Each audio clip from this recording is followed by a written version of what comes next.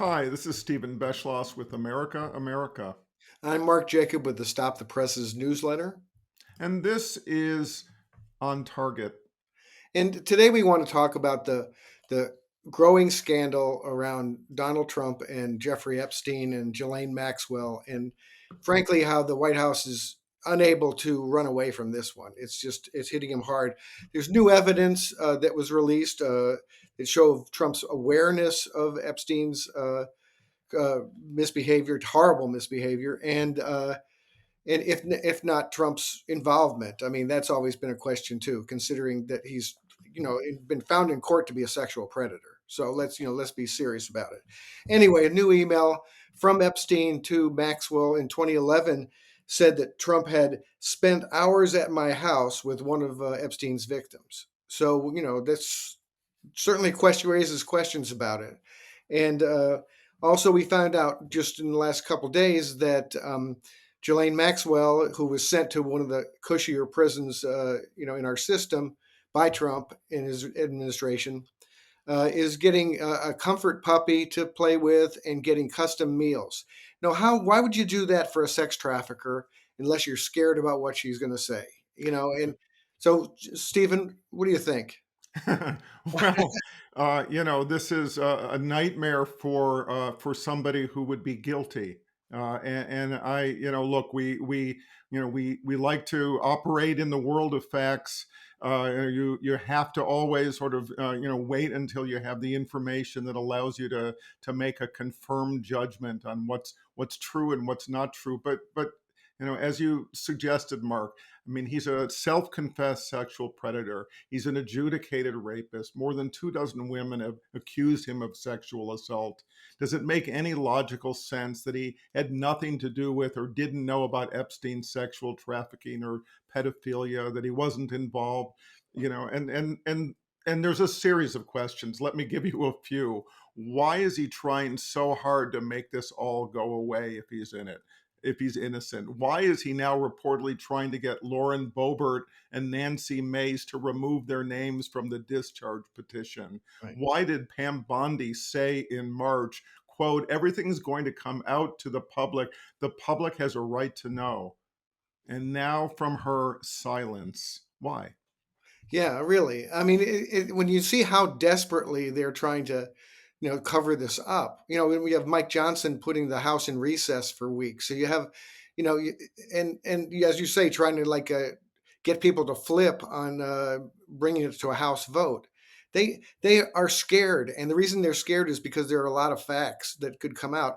I mean, Stephen, if there was a case of child sexual trafficking, I think that I want a president who's not worried about the files coming out.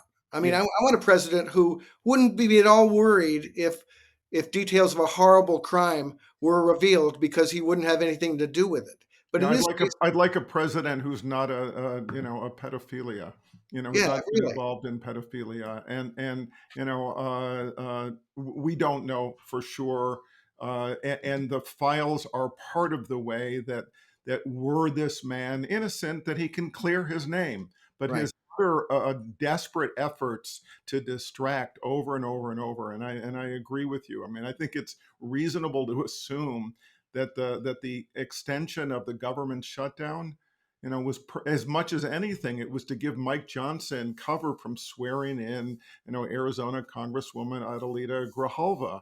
Well, and here we are, presumably today or tomorrow, she's going to be sworn in.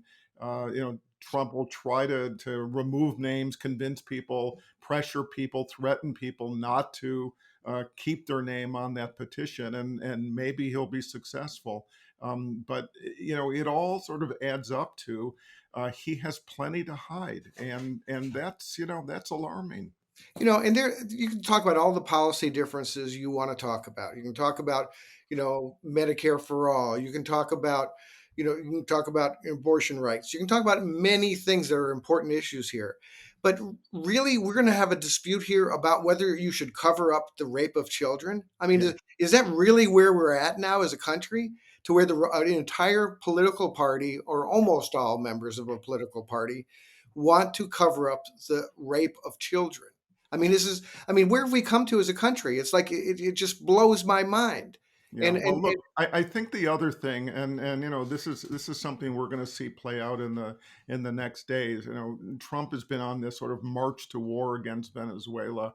What are the possibilities? What are the probabilities that he's now going to accelerate, a war against Venezuela specifically to distract the country? I think we have to pay a lot of attention to his actions in these days that are clearly for the purpose of distraction. right, right, totally. I mean, and considering how reckless he is, he could do any number of things. I mean, he's already like invading U.S. cities.